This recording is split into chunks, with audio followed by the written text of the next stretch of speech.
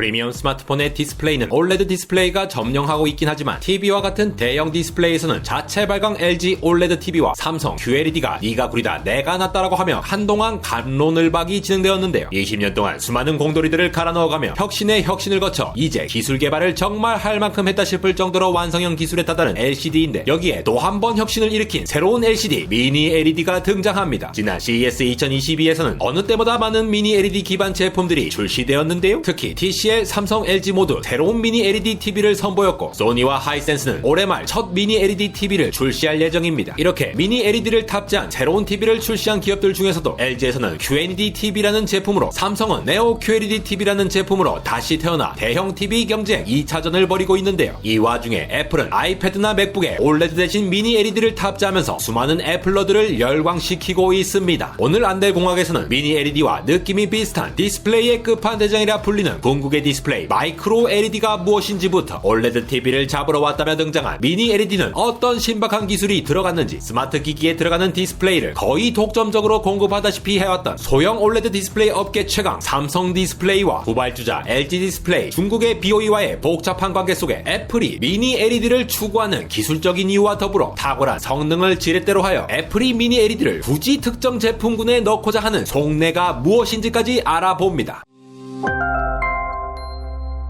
완전히 까만색을 표현하지 못하는 LCD보다는 최강의 명암비를 자랑하는 OLED가 낫다는 OLED충 공돌이가 있는가 하면 본인 따위는 걱정할 필요가 없다는 LCD라며 내구성 문제도 해결 못한 미완성형 OLED를 극혐하는 LCD충 공돌이도 있습니다. LCD와 OLED의 태생적인 차이는 이렇게 절대로 극복할 수 없을 것만 같은 확실한 장점과 단점을 보여주면서 누가 더 잘났는지 각 진영에서 목소리 높여 싸우고 있는데요. 이미 LCD편과 OLED편에서 자세히 다루었지만 이 둘의 태생적인 차이를 간략하게 비교하다 보면 각 디스플레이의 장단점을 확실히 알 수 있는 것은 물론 새로운 디스플레이 개발에 대한 힌트까지도 얻을 수가 있습니다. 기본적으로 액정과 백라이트가 없고 유기물로 만들 수 있는 OLED 디스플레이는 두께가 얇은 것은 물론 폴더블이나 롤러블 디스플레이와 같은 새로운 형태의 디스플레이 개발을 하는 장점이 있는데요. 이런 것 저런 것 비교할 부분이 많지만 우리가 느끼는 화질의 관점에서 볼 때 LCD와 OLED의 가장 큰 기술적 차이는 각 픽셀마다의 밝기를 조절하는 방법에 있습니다. LCD는 각 픽셀의 빨초파 서브 픽셀을 비롯한 모든 픽셀, 즉 화면 전체에 빛을 쫙 쏘아주면 각 픽셀마다 액정을 얼마나 비틀어 제끼느냐로 평광판과의 각도에 의해 밝기가 조절이 되는데 OLED와 비교할 때 귀에 피가 날 정도로 거론되는 LCD의 가장 큰 단점은 바로 까만색을 레알 까만색으로 표현하지 못한다는 것입니다. 엄마 몰래 새벽 2시 컴퓨터를 켜서 게임을 하려고 할 때면 LCD 모니터의 까만 화면에서도 뭔가 빛이 새어나오듯 떠버리는 걸 볼 수가 있는데요. LCD가 일단 백라이트에서 빛을 죄다 쏘아준 뒤 평광판 두 개로 걸러내어 밝기를 조절하지만 평광판이 완벽하게 걸러내지 못한다거나 반사된 빛을 약간이라도 투과시킨다거나 디스플레이 베젤 부분의 설계 차이로 인한 틈에 의해서도 백라이트의 빛이 약간 새어버리는 바람에 까만색이 뿌옇게 붕 뜬 느낌을 줍니다. 우리 눈이 단순한 디테일에 의한 차이보다는 밝기에 따라 더욱 민감하게 반응하게 된 진화론적인 이유 때문에 우리가 실제로 어떤 디스플레이가 선명하고 화질이 좋다고 느끼는 부분 중 가장 큰 부분이 까만색을 얼마나 레알 까만색으로 표현할 수 있느냐, 즉 가장 밝을 때와 어두울 때의 비율이 얼마나 되느냐의 명암비가 중요 성능 기준이 되는 것이 되겠는데요. LCD는 밝기 조절하는 방법이 태생적으로 빛을 막으면서 하는 방식이다 보니 가장 밝을 때의 밝기가 높지만 가장 어두울 때도 밝기가 높은 편이라 명암비가 낮아지는 것이죠. 이와는 다르게 OLED는 백라이트나 액정이 필요 없이 그냥 맨 뒤에 OLED 소자가 각 픽셀마다의 빛의 밝기를 자체적으로 조절할 수가 있는데요. 완벽한 까만색을 표현하기 위해서는 OLED는 그냥 OLED 소자에 불을 꺼버리면 되기에 이론적으로 무한대의 명암비를 가질 수가 있습니다. 실제로 OLED 디스플레이를 차용한 대부분의 스마트폰의 경우 완벽한 까만색을 표현할 수 있지만 좀 저렴한 보급형으로 나온 아이패드나 갤럭시 탭에 탑재된 IPS LCD 패널들을 보면 까만색을 까만색으로 표현하지 못하는 모습을 볼 수가 있죠. 그런데 이러한 OLED 디스플레이는 밝기 조절이 가능한 장점이 있지만 우리 피부와 같은 유기물인 OLED는 금속과 같은 무기물과는 다르게 수명이 있기 때문에 특정 픽셀들의 수명이 감소할수록 밝기 차이를 보이면서 버닌 현상이 발생합니다. 그럼 똑똑하신 여러분들께 여러분께서 이쯤 되면 새로운 아이디어를 생각해내실 수가 있을 겁니다. LCD도 백라이트로 빛을 죄다 쏘아주는 것이 아니라 올레드처럼 각 픽셀마다 빛의 밝기를 조절할 수 있다면 완전히 까만색을 표현하는 백라이트 부분은 그냥 꺼버리면 되는 것이 아닐까. 그리고 그 일이 실제로 일어났습니다. 삼성의 더월은 초대형 TV 제품으로서 대각선 길이가 최대 292인치까지 나온 일반 가정에서는 만나보기가 당최 힘든 어마무시한 초대형 초고화질 디스플레이인데요. 인공지능 프로세서까지 탑재하고 8K 해상도의 120Hz 주사율과 더불어 상당히 많은 기술들이 집약된 신제품을 계속 출시 중인 가운데 가장 주목할 부분은 바로 궁극의 디스플레이 기술이라 일컫는 마이크로 LED 기술이 적용되었다는 겁니다. 마이크로 LED는 이름에서 직감하셨듯이 1mm보다도 10배에서 1000배 작은 마이크로미터 수준의 LED를 사용하는 것인데요. 기존 LCD에서 백라이트로 그냥 후려쳐서 빛을 죄다 쏘아주는 것과는 달리 매우 작은 LED를 만들 수가 있다면 액정이나 평광판 같은 걸로 밝기를 조절하는 LCD와는 다르게 마치 OLED 디스플레이처럼 각 픽셀마다 이 LED 하나하나를 붙여서 빛의 밝기를 조절하는 것이 가능하게 됩니다. 이렇게 빨초파 픽셀 하나하나가 매우 작은 LED로 붙게 된다면 완벽한 까만색을 위해서는 그냥 그 LED만 끄면 돼요. OLED의 가장 큰 장점을 획득하게 되는 것이죠. 그런데 유기물을 사용하는 OLED도 아니니 번인 현상도 없어 이른바 궁극의 디스플레이 끝판대장으로 평가받는 녀석입니다. 그러면 삼성 더월과 같은 마이크로 LED 제품이 나왔으니 디스플레이 기술은 이제 끝난 것이 아니냐고 생각하실 수가 있는데요. 뉴욕 타임스퀘어나 도쿄 신주쿠 시부야 거리에서 볼 수 있는 대따 큰 디스플레이의 경우에는 애초에 픽셀 자체가 매우 큽니다. 따라서 기술적으로는 마이크로 LED라고는 하지만 아직은 LED가 넉넉하게 큰 편이라고 볼 수가 있는데요. 문제는 이렇게 대따 큰 디스플레이를 사용하는 스마트폰이나 모니터는 없다는 것이죠. 빨초파 서브 픽셀이 대형 디스플레이보다 훨씬 더 작고 섬세하게 자리 잡아야 하는 소형 디스플레이에 이 마이크로 LED를 적용하기 위해서는 지금보다 훨씬 더 작은 LED를 구현하는 기술과 이를 픽셀과 연동하여 운용이 가능하도록 하는 공정 설계 기술이 더해져야 하지만 실제 스마트 기기나 가정용 마이크로 LED 디스플레이로는 아직까지 등장하지 않고 있습니다. 돈 때문이죠. LED를 하나하나 만들어 붙여서 조절하는 삼성의 더월 TV의 경우 1억을 훌쩍 넘기는데요. 2년이 지나더라도 스마트폰 한번 바꿔볼까 아니면 선택 양적으로 수명 연장을 할까 고민하게 되는데 디스플레이 단가가 너무 높아버리면 스마트폰 자체의 상품성이 떨어질 수밖에 없죠. 마이크로 LED가 픽셀 하나하나의 밝기를 조절한다는 점에서 LCD와는 완전히 다른 기술인데요. 그래도 이와 유사한 컨셉을 따와서 LCD의 최종 진화형으로 거듭난 미니 LED가 등장합니다. 미니라고 하지만 마이크로 LED보다는 수십 배 큰 LED를 사용하는 미니 LED는 일반적인 LED보다는 수십 배 작게 설계되었기에 미니라는 수식어가 붙었으며 기존의 LCD에서 백라이트 부분을 작은 LED 여러 개로 바꾼 형태가 됩니다. 기존의 LCD 기술에서도 명암비를 조금이라도 더 높이기 위해 백라이트를 구성하는 LED들 중 일부만이라도 LED를 끔으로써 완벽한 까만색을 나도 일부는 할 수 있다는 걸 보여준 로컬 디밍이라고 하는 기술이 있는데 화면을 세로로 여러 구역 나눈 뒤 일부분을 꺼온 방식을 사용하던 로컬 디밍은 미니 LED에서는 Full Array Local Dimming라고 하는 가로 세로 영역을 나누어서 LED를 켜고 끔으로써 명암비를 더욱 개선한 것이 되겠습니다. 로컬 디밍 존, 그러니까 LED를 켰다 껐다 하는 구역이 많아지면 많아질수록 더욱더 선명한 명암비를 구현할 수가 있겠는데요. 현재 미니 LED가 적용된 디스플레이의 로컬 디밍 존은 아직은 수천 개에 불과합니다. 그럼 제대로 까맣게 처리하지 못하는 부분이 생기게 될 텐데요. 요즘은 저화질급이라고 생각되는 Full HD 화면을 볼 때 대충 계산해 보아도 200만 개의 픽셀이 나옵니다. 미니 LED가 가지는 로컬 디밍 존의 수가 현재 개발된 수준보다도 더 많은 10,000개의 구역이 존재한다 치더라도 하나의 구역이 2,000개의 픽셀에 대응되게 될 텐데요. 예를 들어 불 꺼진 무대 위에 스포트라이트를 받으며 등장한 위대한 쇼맨을 표현할 때는 무대 주변에 해당하는 구역들의 LED를 꺼버리고 스포트라이트를 중심으로 LED를 켬으로써 명암비를 상당히 개선시킬 수가 있지만 만약 무대 위에 매우 작은 성냥불을 픽셀 수십 개 수준으로 표현되는 영상의 경우 성냥 대비를 포함하는 구역의 LED를 그냥 꺼버리게 되면 성냥의 밝기가 제대로 표현이 되지 않으며 그 구역만 LED를 켜놓게 된다면 성냥 주변이 뿌옇게 뜬 상태로 보여지게 됩니다. 이러한 이유로 어떤 영상을 표현하느냐에 따라 미니 LED 역시 일부가 미세먼지 탁한 날의 달무리를 보는 것과 같이 뿌옇게 될 수가 있는데요. 현재로서는 전력 소모나 발열 문제, 설계 및 생산 비용 등의 이슈로 이러한 로컬 디밍존의 한계가 있는 상황이며 점차 공정 설계 기술이 발전되고 양산 품질을 높여가며 로컬 디밍존 수를 늘려가는 방향으로 발전해갈 것으로 보입니다. 삼성의 네오 QLED TV와 LG의 QNED TV는 이러한 미니 LED 기술을 활용한 것인데요. 네오 QLED는 기존 QLED가 LCD에서 컬러 필터를 퀀텀 닷 필름을 사용한 것에 더해 4K, 8K와 화면 크기에 따라 576개에서 1920개의 로컬 디밍 존을 가짐으로써 명암비를 크게 개선하였고 LG의 QNED 역시 LED는 약 3만 개, 최대 2,500개의 로컬 디밍 존을 통하여 만들어졌습니다. 여기서 논란이 되는 브랜드명에 대해서 빠르게 요약하고 가시겠습니다. 퀀텀 닷 양자점으로 자체 발광하는 mirroring 디스플레이를 퀀텀 닷 LED로서 흔히 QLED라고 부르고 있던 와중에 삼성이 이러한 기술을 구현하지 않은 채 컬러 필터만 퀀텀 닷 필름을 사용했다면 LCD이지만 마치 새로운 디스플레이인 것처럼 QLED라고 이름을 붙여버렸습니다. OLED TV로 LCD와는 차별화된 기술로 밀고 있던 LG는 물론 수많은 사람들에게 비난을 받기도 한 이 네이밍 센스는 결국 열이 뻗친 LG가 반격을 하게 만드는데요. 삼성이 차세대 디스플레이로 밀고 있는 퀀텀 닷 나노라드 LED, QNED라는 기술을 오래전부터 밀고 있었는데 LG가 LCD에 퀀텀 닷 필름과 미니 LED 기술을 탑재하면서 그냥 QNED라고 이름을 붙여버립니다. 기술 이름과 제품 브랜드명이 혼용되어 있는 가운데 여러분들께서는 해당 제품이 어떤 기술을 탑재했는지에만 주목하셔서 구매에 참고하시면 좋을 것 같습니다. 한편 애플은 지난 아이패드 프로부터 미니 LED를 탑재함으로써 현재 스마트 기기에 널리 사용되는 OLED 디스플레이만을 탑재하지 않는 전략을 고수하고 있는데요. 이러한 전략은 애플의 고전적이고 영리하고 빡센 그들만의 시장 전략에서 시작됩니다. 애플은 제품의 핵심이 되는 A15 바이오닉, M1 칩 등은 자력으로 설계하여 핵심 역량을 강화하는 한편 다른 곁다리 부품들은 다른 회사에서 받아서 쓰고 있는데요. 애플의 제품들이 전 세계적으로 엄청나게 팔린다는 구매력을 지렛대로 하여 부품이 필요한 건 애플이 있지만 오히려 부품을 파는 기업들끼리의 경쟁을 부추겨서 단가를 후려치려는 전략인 것이죠. 한편 LG 디스플레이가 화이트 OLED 기반 대형 TV에 집중하던 시기 삼성 디스플레이는 소형 디스플레이에 집중했고 일찍부터 갤럭시의 AMOLED 즉 OLED 디스플레이를 탑재해온 이후로 현재는 프리미엄 스마트폰에 소형 OLED 디스플레이가 필수로 자리 잡아가고 있습니다. 그 결과 2017년도까지 애플의 아이폰에 소형 OLED 디스플레이를 탑재하기 위해서는 OLED 시장을 거의 독점하다시피 잡고 있는 삼성 디스플레이를 거치지 않을 수 없었던 상황이었는데요. 디스플레이를 다른 회사로부터 조달받아 아이폰, 아이패드, 맥북을 만드는 애플 입장에서는 이렇게 독점적인 시장 지위를 가진 한 회사에 의해 자신들의 제품 개발과 부품 단가 등의 영향을 받고 싶지 않은 것이죠. 실제로 아이폰은 삼성 디스플레이의 독점적 시장에 맞서 2017년도에 나온 아이폰 X이 되어서야 처음으로 OLED를 사용하게 되며 그 이후에도 OLED 디스플레이를 제품군에 모두 탑재하지는 않는 방식으로 지속적으로 견제를 해왔는데요. 아이폰 13 시리즈 기준 거의 2억대 수준의 판매량이 예측되고 있는 가운데 수천 대 수준으로 상대적으로 작은 판매량을 가지는 아이패드나 맥북의 경우에는 OLED 디스플레이를 탑재하지 않고 미니 LED를 탑재함으로써 독특한 재미를 보고 있는 애플입니다. OLED 디스플레이의 단가는 반도체 디스플레이의 생산 라인의 양산화가 안정화되면서 미니 LED보다도 더 싼 가격으로 구매할 수가 있음에도 애플은 아이패드나 맥북의 미니 LED 탑재를 고수하고 있는 것은 미니 LED가 LCD 기반 기술임에도 2021년 당시 갤럭시 탭 S7 플러스 OLED 디스플레이와 동일한 명암비인 100만 대 1을 가지게 되었고 애플 자체 OS를 통해 진성 높은 화질을 구현하는 그야말로 감성적인 화면 연출을 보여주니 미니 LED의 기술적 혁신이 애플 전략에서의 또 하나의 무기가 될 수 있었던 것이죠. 심지어 애플은 아직은 소형 OLED 디스플레이에서 후발주자인 LG 디스플레이가 소형 OLED 디스플레이를 잘 만들 때까지 기다리기까지 하는 것으로 보이는데요. 최근 중국의 디스플레이 후발 기업 BOE는 이전 아이폰 모델에 탑재할 뻔했다가 애플이 제시한 기준을 못 미치면서 떨어져 나갔던 과거와는 달리 애플의 다음 아이폰 세대인 아이폰 14에 OLED 디스플레이를 공급하기로 했다는 소식이 전해지는데요. 아이폰 14 시리즈의 최상위 모델의 경우에는 여전히 삼성 디스플레이로부터 OLED를 공급받지만 일부 모델을 다른 기업을 통해 공급받음으로써 삼성 디스플레이의 독점적인 지위를 흔들려고 하고 있는 것입니다. 감성 빼고는 시체라는 애플이라며 평가하시는 분들도 많고 미칠 듯이 답답한 폐쇄성으로 보안성 이슈를 제기하는 분들도 많지만 결국은 LCD의 최종 진화된 형태인 미니 LED 등장을 바라보니 역시 모든 전략의 핵심은 기술이 바탕이 되어야 한다는 생각이 들며 이미 기술 혁신으로 견고한 팬층을 잡고 있는 애플의 무서움을 다시 한번 생각하게 됩니다. 전세계 디스플레이 기술을 선도하는 대한민국의 두 기업 생각에 국뽕이 마구마구 차오르기도 하는데요. 기술을 선도하면서도 시장력 쩌는 애플의 영리하고 지독한 경쟁 부추김 속에서 더욱더 피 터지는 기술 경쟁 속에 갈려나가는 공돌이 선후배님들을 생각하다 보니 날마다 야근 업무에 갈려나가면서 벤치프레스 빈봉도 들 힘이 없다는 디스플레이 업계의 그 친구가 떠오르지만 뭔가 중국 BOE에게는 추월되지 않았으면 하는 솔직한 마음에 그 친구 그냥 계속 갈려나가서 작고 아름답고 반짝거리는 조그마한 LED로 다시 태어나길 바라는 염원에 한밤중에 목소리가 점점 높아지고 있는 친구야, 마이크로 LED 알제? 안대공화 에러였습니다.